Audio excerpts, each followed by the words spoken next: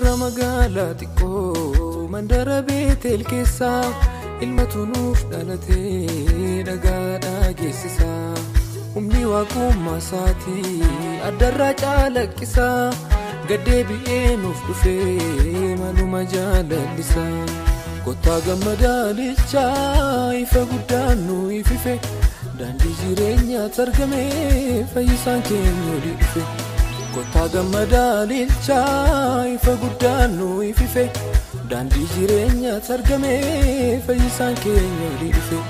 Kristos nuuf dhalateera fayyisaan biyya lafaa. Kristos nuuf dhalateera fayyisaan biyya lafaa.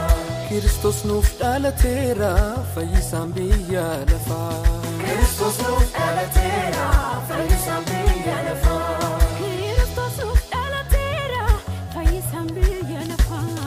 Kristos nuuf dhalateera fayyisaan biyya lafaa. Kristos nuuf dhalateera fayyisaan biyya lafaa. Kristos nuuf dhalateera fayyisaan biyya lafaa.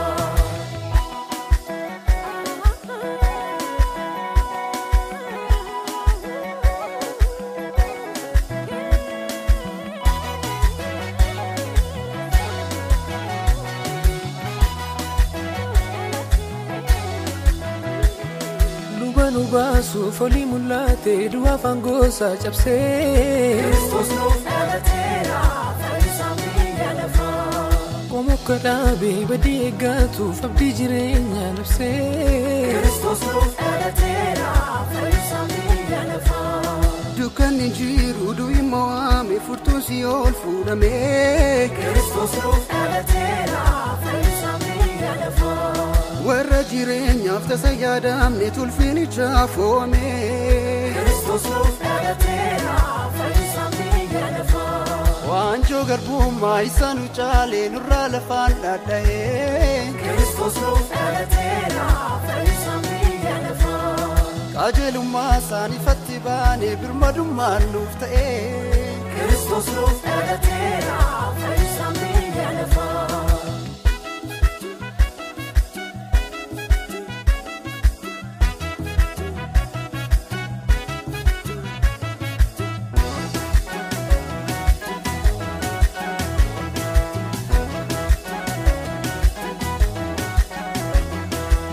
Mootii jireenyaa gaafa nagaa hola araaraa masiilma waaqaa bakkalcha barii biftuu ganamaa angoonsa jabaa fuudhee ilmaan namaa. Mootii jireenyaa gaafa nagaa hola araaraa masiilma waaqaa bakkalcha barii. Ganama angoonsa jabaa fuudhee mannamaa. Hin fayyisanii oolchaa jireenya gonfachiisa maqaa Yesuus dansaadha dadhabaa boqochiisa. Hin fayyisanii oolchaa jireenya gonfachiisa maqaa Yesuus dansaadha dadhabaa boqochiisa. Hin fayyisanii oolchaa jireenya gonfachiisa maqaa Yesuus dansaadha dadhabaa boqochiisa. Ni ool gonfachiisa dansaadha boqochiisa. Nuuf dhalatee Kristos Kristos nuuf dhalatee Kristos nuuf dhalatee Kristos Kristos nuuf dhalatee Kristos. Mootii jireenyaan gaafa nagaa hola araaraa. Bakkalcha barii biftuu ganama masiilma waaqaa. Mootii jireenyaan gaafa nagaa hola araaraa.